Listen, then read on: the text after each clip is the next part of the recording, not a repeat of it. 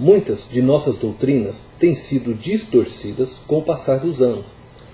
A doutrina que pretendo expor tem sido atacada muito pelos católicos e hoje ela tem perdido força, até mesmo no meio protestante.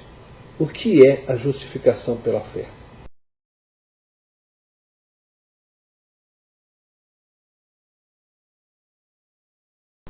Romanos capítulo 3, verso 21 diz: Mas agora, sem lei, se manifestou a justiça de Deus, testemunhada pela lei e pelos profetas.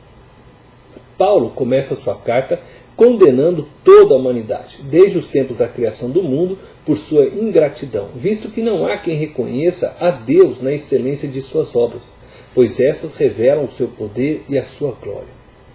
Ao homem não resta nada a fazer em face de sua culpa, e ele está impossibilitado de se salvar ou de se auto-justificar.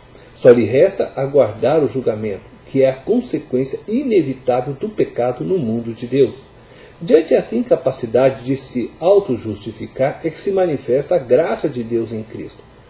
A ideia principal em justificação é a declaração de Deus, o justo juiz, de que o homem que crê em Cristo, embora possa ser pecador, é justo, porque em Cristo ele chegou a um relacionamento justo com Deus. A justificação pela graça mediante a fé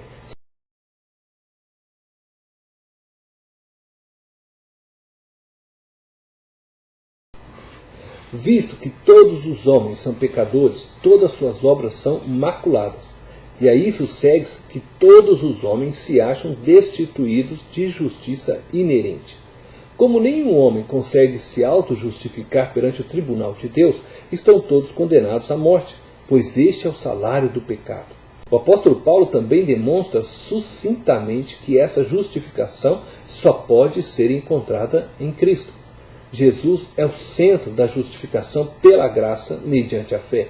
Ele é o substituto que tomou o nosso lugar, levou o nosso pecado, morreu a nossa morte, sofreu a nossa penalidade. É Cristo que Deus expôs diante de nossos olhos como aquele cuja morte sacrificial fez expiação de nossa culpa e retirou a iminente retribuição merecida por nossa rebelião contra Deus.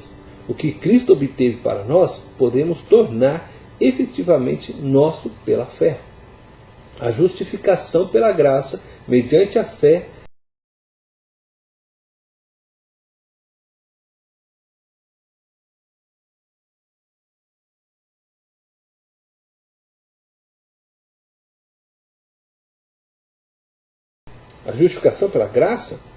mediante a fé, nos garante a reconciliação com Deus. Romanos capítulo 5, verso 10 diz: Porque se nós, quando inimigos, fomos reconciliados com Deus, mediante a morte de seu Filho, muito mais, estando já reconciliados, seremos salvos pela sua vida.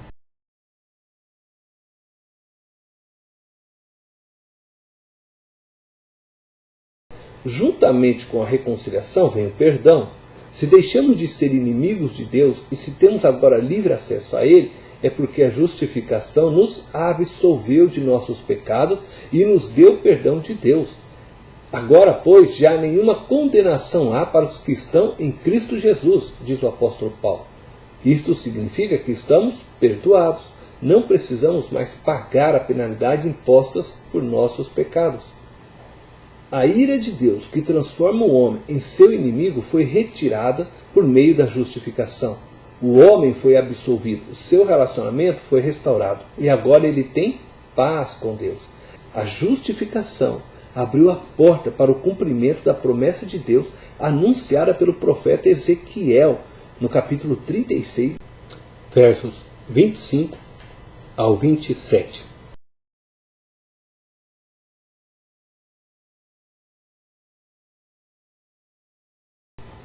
Esta promessa está relacionada com o novo nascimento, ou a regeneração. Significa na vida do homem uma transformação radical operada pelo Espírito Santo. Antes da cruz, o homem vivia para o pecado e morto para Deus.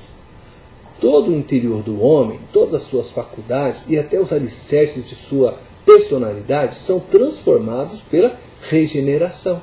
A regeneração é um nascer de novo. Nascemos no Espírito e agora somos guiados pelo Espírito de Deus.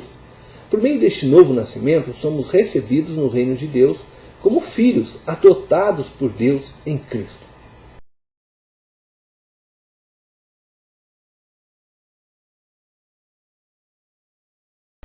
Quero encerrar lembrando a todos que a justificação pela graça mediante a fé é um ato da justiça de Deus.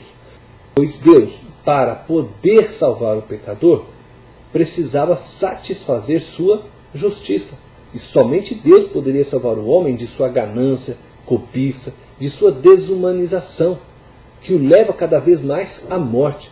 Pois todos pecaram e todos carecem da glória de Deus. Esta justificação só pode ser encontrada em Cristo, pois somente Jesus Cristo, sendo Deus e homem, pôde satisfazer a justiça de Deus. E somente em Jesus o homem pode olhar um para o outro sem distinção de classe social, cor e sexo. Todos se tornam iguais perante Deus. Não existem mais escravos e livres, pobres e ricos, judeus e gentios. Em Cristo somos todos um.